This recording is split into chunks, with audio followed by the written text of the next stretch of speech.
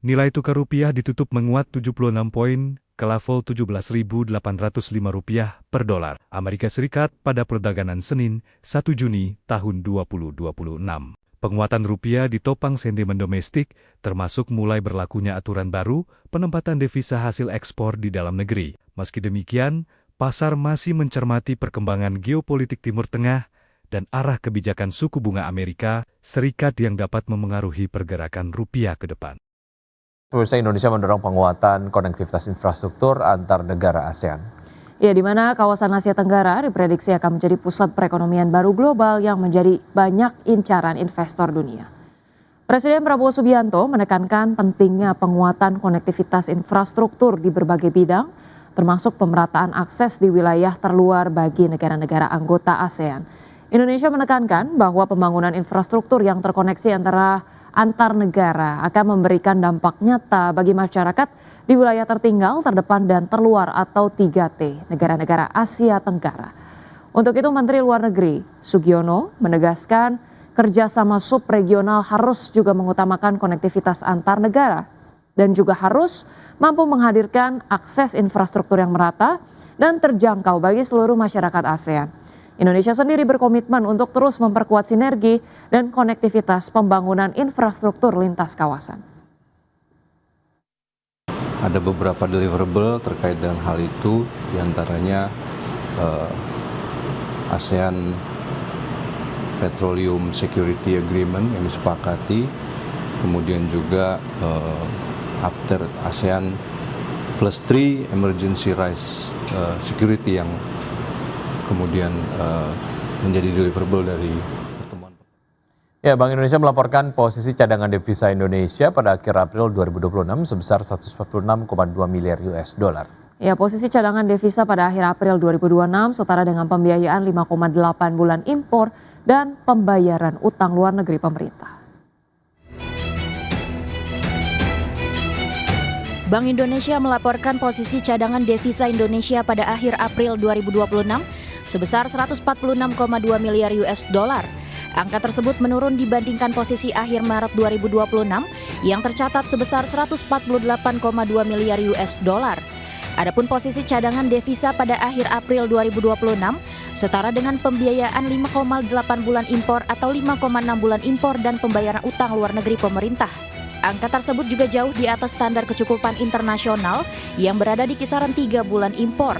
Dalam keterangannya, Direktur Departemen Komunikasi Ramdan Denny Prakoso mengungkapkan, perkembangan tersebut dipengaruhi oleh penerimaan pajak dan jasa, serta penerbitan global bond pemerintah, di tengah kebutuhan pembayaran utang luar negeri pemerintah dan pelaksanaan kebijakan stabilisasi nilai tukar rupiah.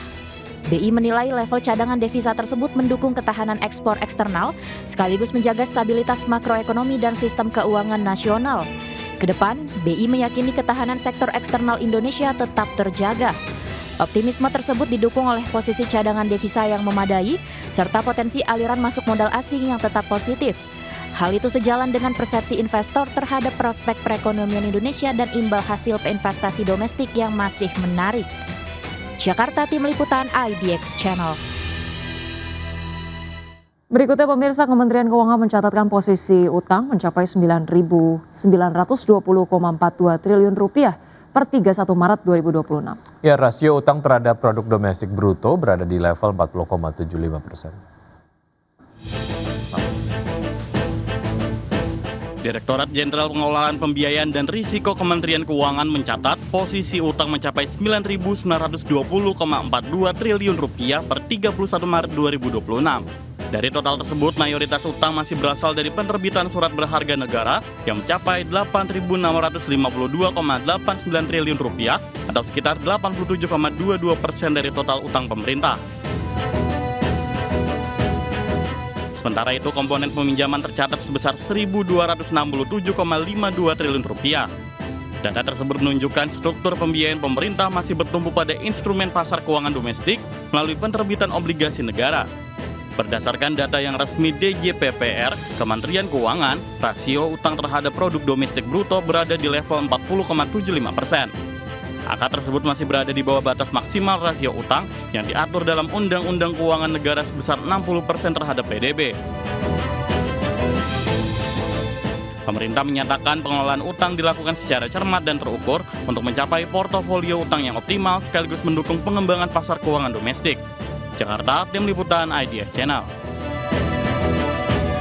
Bursa Pacific Universal Investments mengungkapkan pengambil alihan PT Mitra Adiperkasa Tbk bertujuan untuk memperkuat pengembangan bisnis grup MAP di Indonesia dan kawasan Asia Tenggara. Adapun sebelumnya pada Jumat 8 Mei 2026, Pacific Universal Investments resmi mengakuisisi 51% saham MAPI dengan nilai total mencapai 11,81 triliun rupiah. Pacific Universal Investments mengungkapkan pengambil alihan PT Mitra Adiperkasa Tbk bertujuan memperkuat pengembangan bisnis grup MAP di Indonesia dan kawasan Asia Tenggara. Direktur Pacific Universal Investments mengatakan langkah akuisisi Mitra Adiperkasa dilakukan untuk mendukung ekspansi dan pertumbuhan jangka panjang perseroan sebagai salah satu pemain retail terbesar di kawasan. Pada Jumat 8 Mei 2026, Pacific Universal Investments resmi mengakuisisi 8,46 miliar saham MAPI atau setara 51% dari total modal ditempatkan dan disetor perseroan. Saham tersebut dibeli dari PT Satya Mulia Gema Gemilang dengan harga Rp1.395 per saham atau senilai total Rp11,81 triliun. Dengan rampungnya transaksi tersebut, Pacific resmi menjadi pengendali baru emiten retail gaya hidup tersebut. Pacific bersama afiliasi CFC Capital Partners juga akan menunjuk Samudra Investment dan Ocean Continuum untuk melaksanakan penawaran tender wajib atas saham publik MAPI. Harga penawaran tender wajib tersebut ditetapkan sebesar Rp1.550 per saham sesuai ketentuan yang berlaku di pasar modal. Aksi pergantian pemegang saham pengendali MAPI terjadi di tengah kinerja mentereng grup MAP. Pada kuartal 1 2026, PT Mitra Adiperkasa Tbk mencatat pertumbuhan pendapatan 32,04% secara tahunan menjadi Rp12,29 triliun. Di sisi bottom line, laba bersih perseroan naik 32,98% menjadi Rp628,04 miliar. Berbagai sumber IDX Channel. Ya, pemirsa, PT Itsek Asia Tbk akan melakukan pemecahan nilai nominal saham atau stock split dengan rasio 1:2 sehingga nilai nominal saham berubah dari Rp25 per saham menjadi Rp12,5 per saham. Direktur PT Itsek Asia Tbk Doni Mora mengatakan aksi korporasi tersebut telah memperoleh persetujuan pemegang saham dalam RUPS luar biasa yang digelar pada 16 April 2026. Melalui aksi korporasi ini jumlah saham ditempatkan dan di-store penuh meningkat menjadi 13,43 miliar saham. Manajemen perseroan menjelaskan langkah stock split dilakukan untuk meningkatkan likuiditas perdagangan saham sekaligus memperluas basis investor di pasar modal. Berdasarkan jadwal yang telah diumumkan perseroan, perdagangan saham CYBR dengan nilai nominal lama di pasar reguler dan negosiasi berakhir pada 12 Mei 2026. Selanjutnya saham dengan nominal baru mulai diperdagangkan di pasar reguler dan negosiasi pada 13 Mei 2026.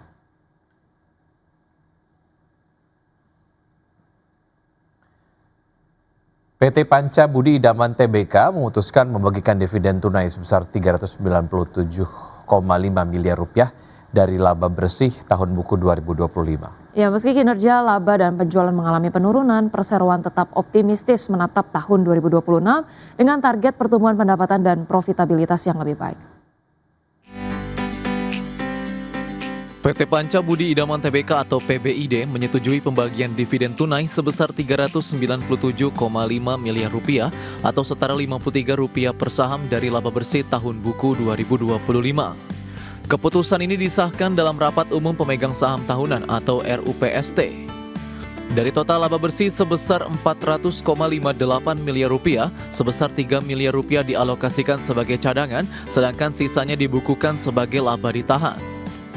Sepanjang tahun 2025, PBID mencatatkan penurunan laba bersih sebesar 17,4% secara tahunan menjadi Rp400,58 miliar. Sementara penjualan turun tipis menjadi Rp5,19 triliun. Penjualan masih ditopang oleh segmen kemasan plastik senilai Rp3,44 triliun, disusul penjualan biji plastik dan segmen lainnya. Pasar domestik tetap menjadi penopang utama pendapatan perseroan. Direktur Utama PBID Vicky Taslim menyebut penurunan kinerja dipengaruhi tren penurunan harga biji plastik sepanjang tahun 2025. Meski demikian, Perseroan tetap optimistis terhadap prospek bisnis tahun ini. PBID menargetkan pertumbuhan pendapatan usaha sebesar 10% pada 2026 dengan target net profit margin di kisaran 8 hingga 10% serta debt to equity ratio atau DER sebesar 15 hingga 20%. Berbagai sumber IDX Channel.